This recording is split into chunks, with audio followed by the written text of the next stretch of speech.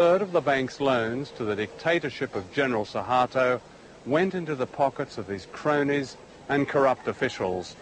That's around $8 billion.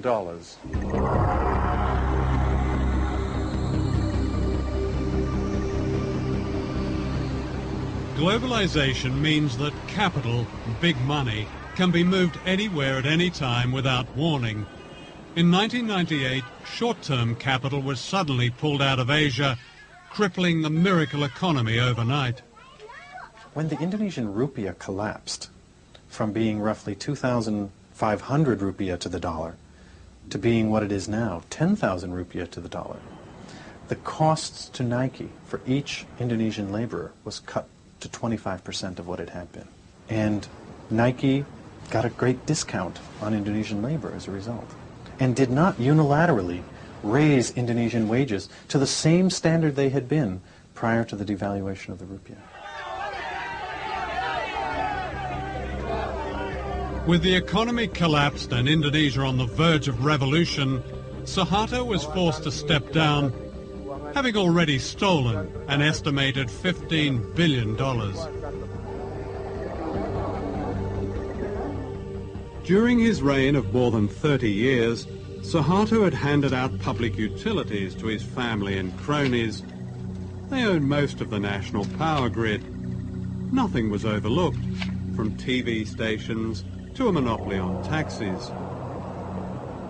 Driving from Jakarta Airport, you even paid a toll to Suharto's daughter. These unfinished buildings are monuments to corruption on a scale unheard of in modern Asia, to what the World Bank called the miracle economy. The bank presents itself as an economic development agency focused on the reduction of poverty. But in fact, the bank operated during the entire Cold War as an institution that distributed resources to mostly authoritarian regimes in the Third World that supported the West in the Cold War. So you had the irony of the West claiming that what they were defending in the Cold War was democracy and a certain vision of freedom, but doing so by upholding dictatorships like Indonesia around the world. What they did was they had plenty of projects, some of which surely were valuable, many of which were not. Every one of these projects, from the Indonesian government officials' point of view, was an opportunity to skim, to live a luxurious life, and the accumulated theft over the course of Suharto's new order, roughly 3 decades, was $10 billion that's unaccounted for, out of a total of about $30 billion that was loaned. And when I said to the Auditor General of the World Bank, what if a group of Indonesian citizens or even the government were to challenge the World Bank in the World Court over this loss of money? The citizens who bear the burden of this debt never got the money. Why should it still sit on their shoulders to be repaid? And his response was, we would be bankrupted. And I said, why? And he said, because this has gone on the world over. I went to Washington to interview the chief economist of the World Bank, Nicholas Stern. I asked him to explain how almost 30% of World Bank loans to Indonesia had been lost or stolen. We simply don't know what that number is. It is your own internal report, August 97. I quote, we estimate that at least 20 to 30% of Government of Indonesia development budget funds are diverted through informal payments to government staff and politicians.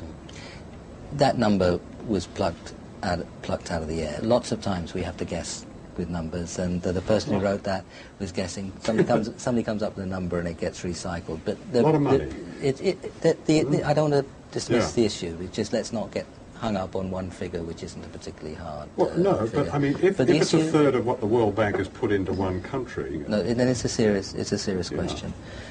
When you have a loan, there's a lender and a borrower, and they share the responsibility in some way. There's a strong case that has been made by people who have seen this evidence that the World Bank was duped by the Suharto regime, claiming that poverty had dropped to 30 million, and in fact poverty was around 60 million. Let's talk about the harder figures. The income poverty figures are always the most difficult ones to get your hands on. But I think the illiteracy figures in the infant mortality figures are in this case probably more reliable. And there was some progress during that 30-year period, significant progress, I mean cutting illiteracy by half and so on. That's a very important step forward, so let's not lose sight of that. In 1997, the World Bank described the economy under Suharto in a famous report as absolutely dynamic, doing everything right, terrific, brilliant. You know, by that time, the whole Asian thing had already started to collapse. It wasn't until the following year that the World Bank, for the first time in 30 years, had anything to say about a regime that is guilty of mass murder. Why was there such a silence that seemed to a lot of people simply to be complicity with this murderous dictatorship? I think if we look back on our analysis of the economy and the politics at the time, we got a number of things wrong, and we have to understand that. We're going to get things wrong again. Not so many people called the Asian crisis before it happened. We failed along with That's your job, though, isn't it? You're all economists with fantastic degrees and brilliant backgrounds, and how can you get it that wrong?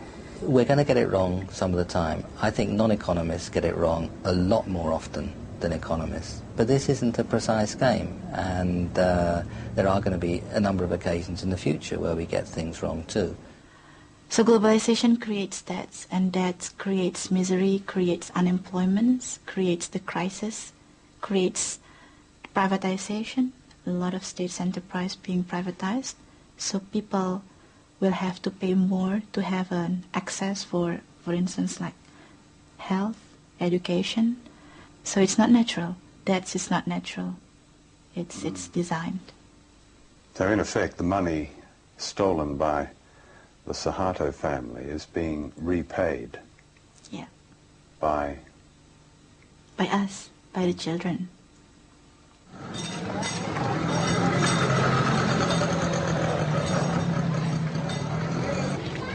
Every day, more than $100 million is transferred in debt repayments from the poorest countries on earth to the richest.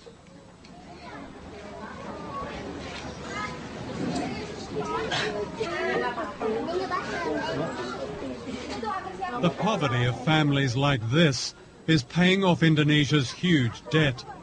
The conditions of the IMF's latest loan include a reduction in subsidies on certain fuel and food. Half this man's monthly wage of less than £40 goes on medical treatment for his children who suffer from a serious blood disorder. As prices go up, he cannot even afford the special drugs that keep them alive. Keadaan anak saya yaitu yang pertama dia menderita sakit. Jadi tiap bulan dia harus transfusi darah. Jadi kalau seandainya nggak transfusi darah, dia tiap akhir bulan itu pucat. Kayak sekarang contohnya, bibirnya udah pada putih dua-duanya. Jadi akhir bulan itu mesti harus transfusi darah. Itu udah pasti. Pusingnya bukan kepalang. Ya kalau seandainya saya sakit gitu nggak bisa masuk kerja, ya udah apa boleh buat. Paling kita bisa cari pinjaman buat berobat anak gitu. Nanti setelah kita kerja lagi baru kita bayar gitu. Kita cicil. Udah mandi kok Mas. Kalau seandainya gitu ya, barang-barang naik, sedangkan UMR gaji gitu naiknya nggak seberapa, ya kita otomatis ya kita serahin diri sama Tuhan aja deh. Yang jelas mungkin berobat pun kayaknya nggak bisa. Jadi kita pasrah apa adanya. Sebab gimana kalau kita paksain untuk harusnya setiap pagi anak-anak kasih teh manis, sekarang enggak. Susu juga enggak. Ya paling kita bisanya teriak sama pemerintah, ikut lewat FNPBI begitu.